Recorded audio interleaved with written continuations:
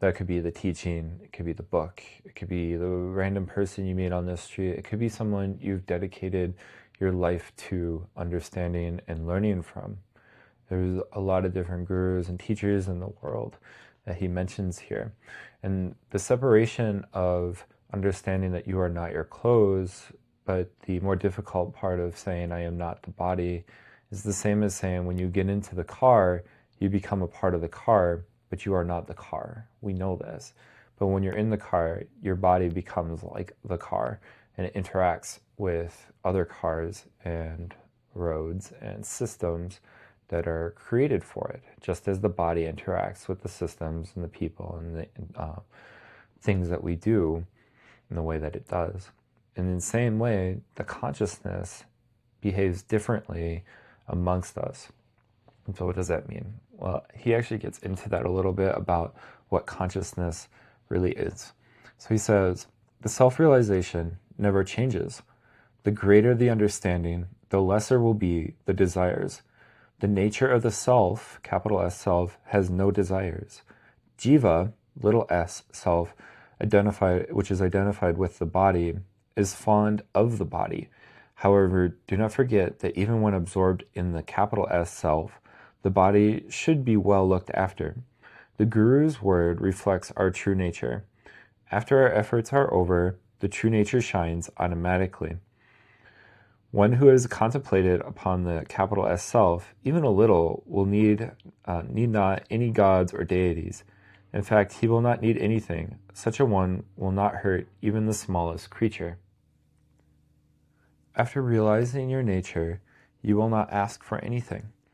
The body has not been created by you, or by your parents, or by God. It has been created spontaneously. Compared to knowing your true nature, the holy places of the world are nothing. The holy places have their importance through your light alone. And so what he's getting at here is that we're digging into a capital S self. And as we continue to expand upon that and understand that, become a part of that, become a knowing of that being our true experience, all the things that matter, and he goes into many of the spiritual things, such as holy places, the teachers, that these things start to lose their shine, and they're not as attractive to us anymore. It's not that they go away, it's not that they disappear, but they become less controlling of us, less important as we become to understand what is truly important, what really matters, which is knowing our true nature. So, doubting the Guru word is the greatest sin. This is the teacher within. The light which you see outside arises from your own light. The light of the sun and the moon cannot be compared to the light of yourself. The body pertains to the human being, but the one that acts through the body is not a human being. It is the true nature of the self. Because of body consciousness, you think you are someone or the other. This is not so once the self is realized. You are certainly going to die, but with what identity? The sense I am is making a small gesture towards you. Catch hold of it. Catch hold of that I am sense. It is easy for a man who is disgusted by worldly dealings. The knowledge of beingness is motivating all.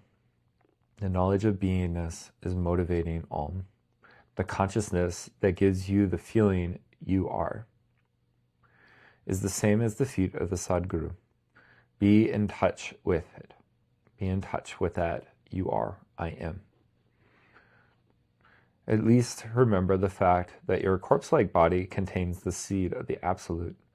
Contemplate on the flame of the self. The internal nature of this flame will be understood on self-realization. So something that Nisargadatta really hammers home, not just in this reading, but in almost everything that he says, is that he wants us to understand the true self, the I am. And that self, that very deep down understanding of our consciousness, will shed away, just like the emperor's clothes, the clothes that we put on, the things that we identify ourselves with So the identities that we don, all of these things we shed away when we start to realize the self and what we are really doing here, the consciousness of our experience, that we are the creators of every moment. We are the ones that choose what it is that we are experiencing, and we choose that amongst all of us. And so if you don't like what you are seeing or experiencing, you need to choose outside of that experience. That goes into our desires. Our desires will control us because we continue to choose them, continue to choose to be in the environment in which they are enabled, in which we nurture those desires. And the beginning of releasing any desire is to start to separate yourself from it. Nisargadatta is very deep. He wants us to release the desire of the whole human experience, the whole body. But that might seem a little monumental, like a really tall mountain to climb. Instead, focus on simply reaching the next ridge, the top of the hill. Don't worry about the whole mountain. If your destination is to be there, it will be there. But we take one step at a time. We don't take 1,000 steps in a moment. And so if you were to release your desires, you start to walk away from them. You are going to have to sacrifice other things that you might love. It might be places, it might be people, because these things are like those obstacles that Ganesh teaches us about. They not only prevent us from achieving what we want, but they keep us in line. Just like bumpers when you go bowling, they keep the bowling ball in the lane. But sometimes we need to get into the gutter so that we can get over and out of this space. That ditch is very scary. It's difficult to travel in, and we can get stuck in it as well. We might even feel like we're stuck in one right now if we're lost in desire. And so let me finish this reading from Nisargadatta. He goes on to say, keep in mind that this is your own story. Your own story. Then your worthiness will be as good as that of Brahman, the creator, as you do not forget that you are a woman or a man, so also remember, I am Brahman. Do not face death by calling yourself as the body. The meditation on the self is what redeems us. Time will get dissolved into you, and not you into time. O Guru, your true nature is my own self. I see no difference in them. That is how I have surrendered to you. This should be your conviction. This knowledge of beingness is like the missile called Brahmastra. It will never fail. Such a person may look ordinary, but he is different. Meditate on the meditator, not on others. It is very fortunate to get to listen to self-knowledge in this way. And so he continues on in this manner, that instead of looking to change your desires or meditate upon your desires, instead meditate upon yourself and what it is that you truly deep down desire.